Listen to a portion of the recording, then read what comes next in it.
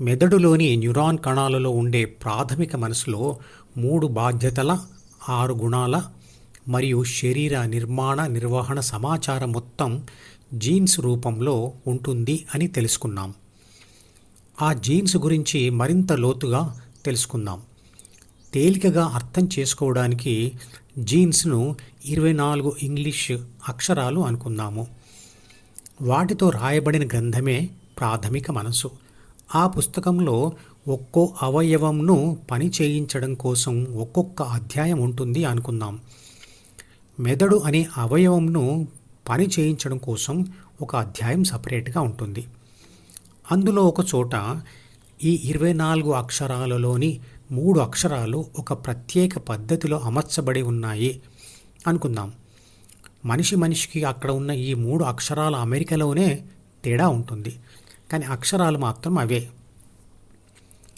ఉదాహరణకు, తండ్రికి ఉండే ప్రాథమిక మనోపుస్తకంలోని మెదడు అధ్యాయంలో అక్కడ ఆర్ తర్వాత ఏ తర్వాత ఎం అనే విధంగా 3 అక్షరాలు అమర్చబడి ఉంటే, తల్లికి మరో విధంగా, అంటే ఏ తర్వాత ఆర్ తర్వాత ఎం అని రాయబడి ఉండవచ్చు. కొడుక్కి మరో విధంగా, అంటే ఎం తర్వాత ఏ తర్వాత ఆర్ అనే క్రమంలో రాయబడి ఉండవచ్చు. దీనినే జీన్ సీక్వెన్సింగ్ అంటారు. ఆత్మ ఈ ప్రాథమిక మనోపుస్తకంలోని క్రమ పద్ధతిలో అమర్చబడిన జీన్స్ను చదివే బాహ్య ప్రపంచంతో వ్యవహరిస్తుంది. ఇలా చదవడాన్ని జీన్ ఎక్స్ప్రెషన్ అంటారు.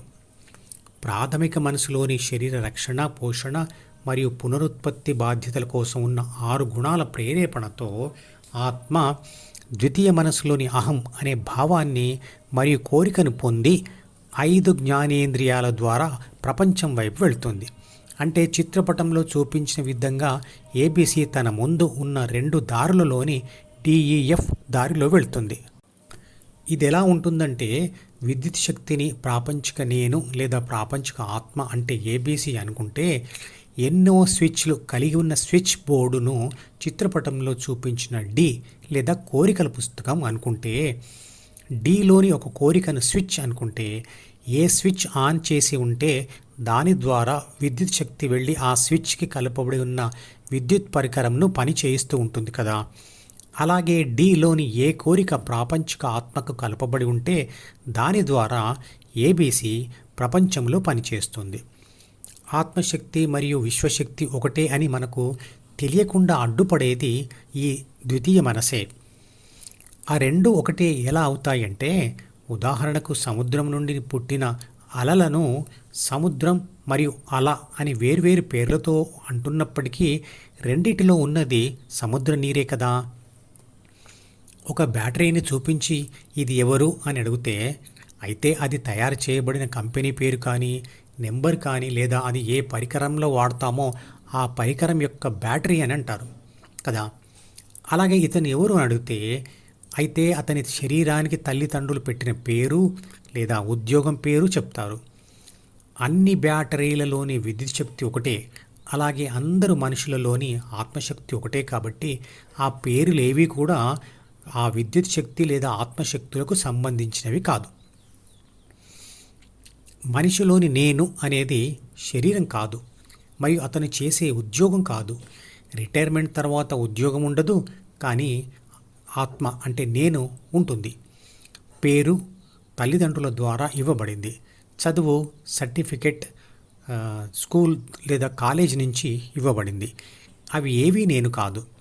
శరీరం చనిపోయినా ఆత్మ మరణించక విశ్వశక్తితో కలిసి ఉంటుంది. కాబట్టి నేను అనేది శరీరం కూడా కాదు, మనసు కూడా కాదు.